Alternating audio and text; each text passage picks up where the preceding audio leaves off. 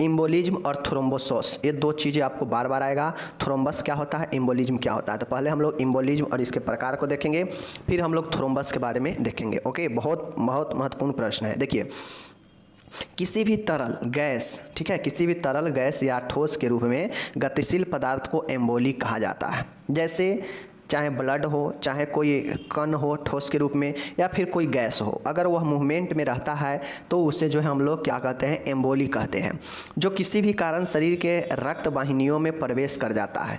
देखिए, अब हमारे शरीर में बहुत सारे वेस्ट मटेरियल होते हैं, बहुत सारे गैस के रूप में, तरल के रूप में, या फिर ठोस के रूप में, छोटे छोटे कण के रूप में हमारे शरीर में बहुत सारे ऐसे पदार्थ मौजूद है जो कि गतिशील होता है, उसे हम लोग एम्बोली कहते हैं। ठीक है, लेकिन होता यह है कि किसी न किसी कारण से यह गैस, तरल या ठोस के रूप में जो गतिशील कण है, पदार्थ है, वह किसी न किसी कारण से रक्त वाहिनी में, मतलब जो ब्लड वेसल्स है जिसके द्वारा ब्लड पास करता है, फ्लो करता है, इस रक्त वाहिनी में यह प्रवेश कर जाता है किसी भी कारण से, और रक्त वाहिनियों में बह रहे रक्त प्रवाह में रुकावट पैदा करता है। जैसे आप लोगों को मैं बता दूं कि ये हमारा ब्लड का नली है, ठीक है, ये ब्लड का नली है, इसमें रक्त बह रहा है।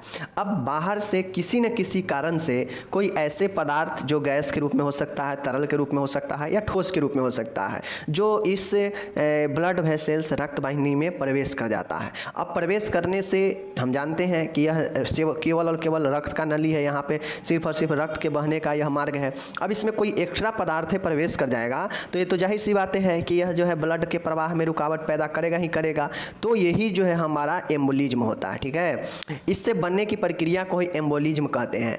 अब ये जो रक्त प्रवाह में रुकावट पैदा करता है, जो ब्लड क्लॉट बनाता है, जो रक्त प्रवाह में रुकावट पैदा करता है, और इसी के बनने की प्रक्रिया को एम्बोलिज्म कहते हैं। लगभग 90% एम्बोली थ्रोम्बस के अपने स्थान से हटने के कारण होता है। थ्रोम्बस आगे आप लोग पढ़ेंगे तो पता चल जाएगा कि थ्रोम्बस क्या होता है, जिसके हटने से 90% एम्बोली बनता है। ठीक है, चलिए एग्जाम्पल के तौर पे मैं आपको ये फिगर दिखाना चाहता हूँ। साथियों, ये देखिए, ये हमारा कोई पल्मोनरी या आर्टरी या कुछ भी हो सकता है, ब्लड वेसल्स है। ठीक है, चाहे आर्टरी हो या वेन हो। अब ये ब्लड वेसल्स को यहाँ पे काट के लगाया गया है ताकि आपको दिखा जा सके। ऐसे तो ये बेलनाकार होता है। ठीक है, अब देखिए, यह जो है वेन है, ये ब्लड प्रवाह वाला, ठीक है, ये ब्लड प्रवाह वाला हृदय, फेफड़ा सब में, संपूर्ण शरीर में जाता है।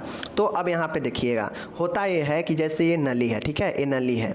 अब ये जो देखिएगा, यहाँ पे ब्लड क्लॉट का निर्माण हो गया। अब देखिए, मैं आपको बता देता हूँ, ऐसा नहीं है कि यह केवल और केवल बाहरी पदार्थों को ब्लड वेसल्स में पहुँचने से ही जो है इसका निर्माण होता है, ऐसा नहीं है। ये होता है जैसे आपके हमारे ब्लड वेसल्स में ब्लड के क्लॉट बनने से भी ये हो जाता है, ब्लड का थक्का बनने से भी हो जाता है। और वह थक्का क्या होता है कि ब्लड नलिका में, ब्लड के वाहिनी में अगर थक्का बन जाएगा तो अपना स्थान घेरेगा ही घेरेगा, और जो ब्लड फ्लो हो रहा है उसमें रुकावट पैदा करेगा ही करेगा। तो यही जो ब्लड क्लॉट का निर्माण होता है रक्त वाहिनी में, यही आपका एम्बोलिज्म कहलाता है। इसी का बनना जो है क्या कहलाता है, एम्बोलिज्म कहलाता है। ठीक है, अब हो सकता है यह ब्लड क्लॉट बन गया। अब ये ब्लड क्लॉट हो सकता है कि ब्लड फ्लो हो रहा है तो उसके गति, उसके प्रेशर के कारण हो सकता है इस ब्लड क्लॉट में से हल्का भाग टूट जाए। अब टूटकर आगे बहकर चला जाएगा तो यहाँ पे आ जाएगा, तो यहाँ पे ये रुकावट पैदा कर देगा। तो मतलब वही होता है इम्बोलस ब्रेक ऑफ, मतलब इम्बोलस का ब्रेक डाउन, मतलब टूटना, टूट के कहीं और बह कर जाएगा और फिर आगे वह ब्लड के रुकावट को पैदा कर देगा। जैसे सीधा समझिए, आपके ये नालिका है, ठीक है, ये नालिका है, इसमें मानिए यहाँ पे ब्लड क्लॉट हो गया, ठीक है, ब्लड जम गया, थक्का जम गया किसी न किसी कारण से, चाहे आपके चोट लग जाए या कुछ भी से ब्लड क्लॉट बन गया रक्त वाहिनी में। ठीक है, अब रक्त वाहिनी में ब्लड क्लॉट बन गया। अब ब्लड क्लॉट, अब यहाँ से ब्लड प्रवाह का तो जो है गति कम जाएगा, क्योंकि जो पूरा जगह चाहिए उसमें अब हल्का जगह, यही जगह बचा हुआ है, इससे होकर ब्लड ये पास करेगा। अब पास करेगा तो हो गए, मान गए इधर से गति मारेगा तो हो सकता है कि इतना पार्ट जो है ब्लड क्लॉट का टूट जाए, और टूटकर जो है यह आगे आ जाए, इधर आ जाए, या फिर इधर बहने लगे। तो अब ये टूटे हुए पार्ट भी आगे जाके कहीं अगर रुक जाएगा तो वहाँ भी रुकावट पैदा करेगा। तो यही जो होता है हमारा एम्बोलिज्म होता है, जो रक्त वाहिनी में बनता है, जो ब्लड को प्रवाह में रुकावट पैदा करता है, और यही एम्बोलिज्म कहलाता है। समझ गए? ये कहीं भी हो सकता है, यह फेफड़ा में भी हो सकता है, ठीक है, आर्टरी में भी हो सकता है, पैर में भी हो सकता है, हाथ में भी हो सकता है, मतलब कहीं भी नली में, रक्त की नली में ये चीज़ें बन सकता है। ठीक है, और इसी बनने की प्रक्रिया को एम्बोलिज्म कहते हैं। ओके, एम्बोलिज्म क्या होता है? एम्बोलिज्म के कुछ प्रमुख प्रकार है। कौन कौन से हैं? पल्मोनरी एम्बोलिज्म है। पल्मोनरी एम्बोलिज्म, पल्मोनरी मतलब क्या होता है? फेफड़ा, ठीक है। इस स्थिति में फेफड़ों में एक या एक से अधिक धमनियों में किसी रक्त के थक्के के कारण रुकावट आना ही पल्मोनरी एम्बोलिज्म कहलाता है। पल्मोनरी एम्बोलिज्म का मतलब क्या हुआ कि जैसे जो आर्टरी, जो धमनी है, ठीक है, वह जो है फेफड़ा में जो है उसको क्या, इस स्थिति में फेफड़े में एक या अधिक धमनियों में किसी रक्त थक्के के रुकावट आ जाए। देखिए फेफड़ा का जो धमनी है, फेफड़ा के धमनी में अगर कोई रुकावट पैदा करता है तो देखिए ये ब्लड का नली है जो फेफड़ा से कनेक्टेड है। अब वो फेफड़ा वाला धमनी में अगर ब्लड रुकावट पैदा करता है, ब्लड का कोई क्लॉट, रक्त थक्का बना हुआ है, अब बना हुआ है तो कहीं ना कहीं ब्लड को रुकावट करेगा ही करेगा ब्लड प्रवाह में, तो इसी को हम लोग पल्मोनरी एम्बोलिज्म कहते हैं, ठीक है, समझ गए। चलिए पहला प्रकार। दूसरा है एयर एम्बोलिज्म। एयर एम्बोलिज्म का मतलब होता है कि रक्त वाहिनियों में किसी वायु बुलबुले, एयर बबल्स के प्रवेश करने के कारण रक्त प्रवाह का रुक जाना या रुकावट आना ही वायु एम्बोलिज्म कहलाता है। अब आप लोगों को समझ में आया होगा कि वहाँ पे तरल, ठोस और गैस क्यों दिया था, कि इन तीनों को किसी न किसी कारण से रक्त वाहिनी में प्रवेश करने से जो ब्लड में रुकावट आता है वही जो है एम्बोलिज्म होता है। तो अब आप लोगों को समझ में आया होगा कि एयर भी एक प्रकार से गैस की तरह ही होता है। तो यह जो है किसी न किसी कारण से, ठीक है, जो है क्या होता है कि बुलबुले, एयर का बुलबुले जो है रक्त वाहिनी में प्रवेश कर जाता है और ब्लड के प्रवाह को रुकावट करता है, और इसी को हम लोग वायु एम्बोलिज्म कहते हैं। तो दूसरा प्रकार समझ गए। चलिए तीसरा है धमनी एम्बोलिज्म। धमनी एम्बोलिज्म का मतलब है आर्टीरियल एम्बोलिज्म, ठीक है। यह बहुत ही गंभीर समस्या होती है। इसमें धमनियों में बह रहे रक्त प्रवाह का किसी रक्त के थके ब्लड क्लॉट के कारण रुक जाना आर्टीरियल एम्बोलिज्म कहलाता है। आर्टीरियल मतलब क्या होता है? धमनी। अब जो धमनी होता है, बहुत सारे हमारे शरीर में धमनी है जो हृदय से हमारे संपूर्ण शरीर को ऑक्सीजन वाला ब्लड पहुंचाता है, शुद्ध ब्लड पहुंचाता है, जिससे व्यक्ति अच्छे से सांस ले पाता है, उसका अंग जिंदा रह पाता है, ठीक है। तो ये ऑक्सीजन वाला में ही जो है, आर्टरी में ही जो है ब्लड का क्लॉट बनना, ठीक है, और वहाँ पे रुकावट पैदा करना ही आर्टीरियल एम्बोलिज्म कहलाता है। तो ये जो है बहुत जो है भयानक समस्या होता है, गंभीर होता है। क्यों? क्योंकि यह आर्टरी में है जहाँ पे शुद्ध ब्लड बहता है, वहीं पे रुकावट पैदा करता है। तो शरीर के अन्य अंगों में तो ब्लड नहीं जा पाएगा ऑक्सीजन वाला, तो दिक्कत तो होगा ही होगा। तो यह जो है आर्टीरियल एम्बोलिज्म हो गया, ओके। नेक्स्ट है चौथा अन्य। अदर में देख लीजिए सिस्टमैटिक एम्बोलिज्म है, वासाफेट एम्बोलिज्म है, लिम्फेटिक एम्बोलिज्म है। ये सब आपके बहुत सारे एम्बोलिज्म। देखिए शरीर के जिस भी अंग में इम्बोलस का निर्माण होगा, जो ब्लड के रुकावट करेगा, ब्लड के फ्लो में जो है रुकावट पैदा करेगा, वही एम्बोलिज्म हो जाएगा। और जिस भी ऑर्गेन में ऐसा होता है वह वहाँ का एम्बोलिज्म कहलाएगा। जैसे वासाफेट embolism, systematic embolism, lymphatic embolism, pulmonary embolism, air embolism, ये सब एम्बोलिज्म का प्रकार है, ओके। समझ गए एम्बोलिज्म क्या होता है, प्रकार क्या होता है, समझ गए। अब इसका हम लोग जो है पैथोफिजियोलॉजी देखेंगे। आपसे एग्जाम में पूछ सकता है कि एम्बोलिज्म का जो है पैथोफिजियोलॉजी बताइए। तो मात्र 4 स्टेप याद रखिएगा कि इसका पैथोफिजियोलॉजी का मतलब होता है कि यह कैसे बनता है एम्बोलिज्म, ठीक है। देखिए सभी जो पढ़े हैं ना, इस 4 स्टेप में आप समझ सकते हैं। जैसे थ्रोम्बस का अपने स्थान से हटना। थ्रोम्बस वही जो रक्त का थक्का बना हो या कोई और चीज़ें हो जो ब्लड वाहिका में रुकावट पैदा करता हो, तो जहाँ वो रुका हो वहाँ से अपने स्थान से हट जाना, ठीक है। हटने से आगे जाएगा तो इम्बोलस का निर्माण होना, इम्बोलस का निर्माण करेगा, ठीक है, मतलब वही ब्लड फ्लो में रुकावट पैदा करेगा। एम्बोली का संकरी रक्त वाहिनियों में जाकर अटक जाना। अब जो रक्त वाहिनी है उसमें मान गए एक छोटा सा कण है, ठीक है, क्योंकि हम लोग जानते हैं हमारा रक्त वाहिनी बहुत सूक्ष्म है, वो उसके होकर तो ऐसा नहीं है कि बहुत ज़्यादा मोटा सामान चला जाएगा।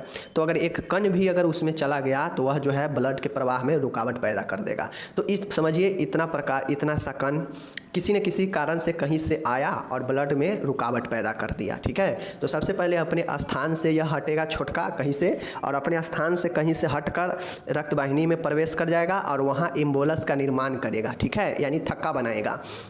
और वह थक्का क्या होगा कि जाकर रक्त वाहिनी में अटक जाएगा। अब अटकने से होगा यह कि जो रक्त सप्लाई है उसमें क्या होगा, आंशिक या पूर्ण ऑब्स्ट्रक्शन, अवरोध हो जाएगा, रुकावट आ जाएगा। तो यही 4 पॉइंट याद रखिएगा, यही पैथोफिजियोलॉजी होता है, ओके।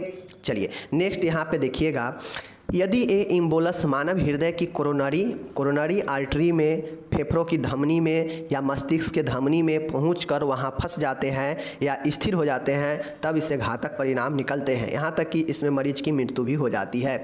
देखिए जितने भी आर्टरी है, ठीक है, पल्मोनरी आर्टरी हो चाहे कोरोनरी आर्टरी हो, ठीक है, तो आप लोग को एक चीज़ समझना चाहिए कि जो पल्मोनरी आर्टरी होता है उसमें अशुद्ध रक्त बहता है, उल्टा हो जाता है, ठीक है। तो ये चीज़ें, और जो पल्मोनरी वेन होता है, पल्मोनरी आर्टरी और पल्मोनरी वेन, ये दोनों में ब्लड सर्कुलेशन उल्टा होता है। जिस प्रकार से अन्य ऑर्गेन में आर्टरी में ब्लड शुद्ध बहता है और वेन में अशुद्ध, उसी प्रकार से जब पल्मोनरी लग जाता है तो पल्मोनरी आर्टरी में अशुद्ध रक्त होता है और पल्मोनरी वेन में शुद्ध रक्त होता है, उल्टा हो जाता है पल्मोनरी के कंडीशन में, ठीक है। तो ये चीज़ समझ गए। अगर यह इम्बोलस जो ब्लड के प्रवाह में रुकावट पैदा करता है, अगर यह कोरोनरी आर्टरी, हृदय के कोरोनरी आर्टरी में हो जाए या फंस जाए आकर, फेफड़े के धमनी में आकर फंस जाए, मस्तिष्क के धमनी की, अगर आपके हृदय के कोरोनरी धमनी में या मस्तिष्क वाला धमनी में या फेफड़े के धमनी में अगर ब्लड ऐसा होता है, इम्बोलस बनता है, फंस जाता है वहाँ पे रक्तवाहिनी में, तो फिर यह घातक परिणाम होगा इसका और मृत्यु तक हो सकता है। इसलिए ऐसा फैट वाला भोजन वगैरह कुछ ऐसा पदार्थ नहीं लेना चाहिए जिससे जो है ब्लड क्लॉट हो और वह जाके कहीं पे फंस जाए, ठीक है। चलिए अब हम लोग चलेंगे, यहाँ पे इंग्लिश दिया गया है, आप लोग देख सकते हैं इंग्लिश वाले, इंग्लिश में आपको PDF वगैरह सब चीज़ इंग्लिश में मिल रहा है, तो आप लोग देख सकते हैं। ओके, देख लीजिए यहाँ पे। तो यहाँ पे आप जो भी लोग हैं देख लीजिए, इंग्लिश हिंदी सब में दिया गया है, आप लोग को एकदम आसान भाषा में है। पैथोफिजियोलॉजी है, देख सकते हैं यहाँ पे, एंड लास्ट वाला इसका ए है। ओके, चलिए देख सकते हैं यहाँ पे। अब हम लोग चलते हैं थ्रोम्बोसिस के बारे में। थ्रोम्बस आप लोग जान जाएंगे, ऊपर आप लोग जो देखे हैं अभी आप इसका जान जाएंगे थ्रोम्बोसिस होता क्या है। ओके, देखिए ये सब बड़ी महत्वपूर्ण है, आपको जानना चाहिए कि आखिर इम्बोलिज्म क्या होता है, थ्रोम्बोसिस क्या होता है। चलिए थ्रोम्बोसिस और इसके प्रकार को देखते हैं, ठीक है। देख लीजिए साथियों, थ्रोम्बोसिस और इसके प्रकार क्या होता है, चलिए बताते हैं।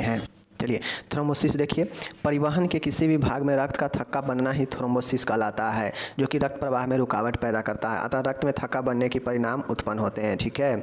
साथियों देखिए यहाँ पे आप लोग को मैं बता दूं कि थ्रोम्बोसिस जो होता है वह रक्त परिवहन यानी रक्त के संचार में, रक्त के फ्लो में, ब्लड फ्लो में कहीं भी जो है रक्त का क्लॉट बनना, ब्लड का क्लॉट बनना ही थ्रोम्बोसिस कहलाता है। तो अब लोग आप लोग समझ गए होंगे कि थ्रोम्बस क्या है। तो थ्रोम्बस ब्लड का क्लॉट होता है और इसी को ब्लड क्लॉटिंग को बनना ही थ्रोम्बोसिस कहलाता है, जो कि कहाँ बनता है, तो रक्त परिवहन के किसी भी भाग में बन सकता है, समझ गए। तो एम्बोलिज्म क्या होता है आप लोग समझ गए, और एम्बोलिज्म थ्रोम्बोसिस क्या होता है। थ्रोम्बोसिस ब्लड का क्लॉट बनना कहाँ पे, रक्त परिवहन में, इसी को हम लोग थ्रोम्बोसिस कहते हैं। लेकिन एम्बोलिज्म में ब्लड का क्लॉट के साथ साथ अन्य भी कुछ हो सकता है, ठीक है ना। और वहाँ पे जो चीज़ें था वो आपका एम्बोलिज्म था और ये आपका थ्रोम्बोसिस है, समझ गए। जैसे मैं आपको समझाता हूँ, एम्बोलिज्म का मतलब होता है कि जैसे यह रक्त वाहिनी है, ठीक है, ये रक्त हमारा वाहिनी है। अब हो सकता है इसमें कोई फैट भी जम सकता है, ठीक है, कहीं से आकर इसमें आर्टरी में फैट भी जम सकता है, ठीक है। अब फैट भी जमने से यह ब्लड में प्रवाह में रुकावट पैदा करेगा, तो यह भी एम्बोलिज्म होगा। मतलब ब्लड प्रवाह में रुकावट पैदा करना वैसा पदार्थ, चाहे वो गैस के रूप में हो, तरल के रूप में हो या ठोस के रूप में हो, सब के सब एम्बोलिज्म होता है, ठीक है। लेकिन थ्रोम्बोसिस होता है जो ब्लड क्लॉट बनता है रक्त वाहिनी में और जो रुकावट पैदा करता है, ठीक है। सीधा बातें हैं, कुछ भी चीज़ें हो और ब्लड के वाहिनी में वह बनेगा तो रुकावट पैदा होगा ही होगा, लेकिन थ्रोम्बोसिस में ब्लड क्लॉट होता है, समझ गए। चलिए, अतः रक्त में थक्का बनने से निम्न परिणाम होते हैं। अतः रक्त में थक्का बनता है तो इसका क्या क्या परिणाम होता है आप लोग देख सकते हैं। पहला है रक्त प्रवाह रुक जाना, बिल्कुल सही। सीरा वाल्व में अनियमितता, एबनॉर्मेलिटी ऑफ वेन वाल्व, मतलब जो सीरा का वाल्व है उसमें अनियमितता होता है। रक्त जमने की प्रक्रिया में अनियमितता, एबनॉर्मलिटी ऑफ क्लॉटिंग, क्लॉटिंग में भी असमानता होता है। ओके, तो ये चीज़ हो गया। अर्थात रक्त के जमने में सहायक कारकों के सक्रिय होने से रक्त थक्के बनते हैं। बाहरी चोट की अवस्था में यह एक समान प्रक्रिया है, लेकिन थ्रोम्बोसिस एक रोगजनक प्रक्रिया है। थ्रोम्बोसिस एक रोगजनक प्रक्रिया होता है, ठीक है, जो बनने से आपके रोग से ग्रसित होते हैं। बट ब्लड क्लॉट अलग है। अगर नॉर्मल तौर पर ब्लड क्लॉट होता है तो वह हमारा शरीर का एक क्या है, हिस्सा है, एक क्रिया है जो चोट लगने से हमारे शरीर में जिस जगह पर चोट लगता है वहाँ क्लॉट बनना एक समान प्रोसेस होता है, ठीक है। लेकिन अगर थ्रोम्बोसिस हो रहा है तो यह एक रोग वाला अवस्था होता है। चीज़ें समझ गए। चलिए, थ्रोम्बोसिस के मुख्यतः 3 प्रकार होते हैं, देख लीजिए। पहला है कौन कौन से, पहला है आर्टीरियल थ्रोम्बोसिस, ठीक है। इस प्रकार के थ्रोम्बोस का निर्माण मुख्यतः धमनियों में होता है, जैसे कोरोनरी धमनी, सेरेब्रल धमनी, फीमोरल धमनी। इस प्रकार के थ्रोम्बस का रंग भूरा सफ़ेद होता है जो रक्त प्रवाह को अवरुद्ध करता है, जिसके फलस्वरूप प्रभावित भाग में इन्फार्क्शन की स्थिति जो है उत्पन्न होती है और इसके कारण व्यक्ति में हार्ट अटैक भी आता है, ठीक है। तो ये जो है पहला पॉइंट हमारा आर्टीरियल थ्रोम्बोसिस होता है। आर्टीरियल थ्रोम्बोसिस मतलब आर्टरी में ब्लड क्लॉट होता है और ये थ्रोम्बोसाइट का निर्माण होता है, जैसे कोरोनरी धमनी, सेरेब्रल धमनी, फीमोरल धमनी। इस प्रकार के जो थ्रोम्बस होता है उसका रंग भूरा सफ़ेद होता है जो रक्त प्रवाह को अवरुद्ध करता है, जिसके फलस्वरूप प्रभावित भाग में इन्फारक्शन की स्थिति उत्पन्न हो जाती है।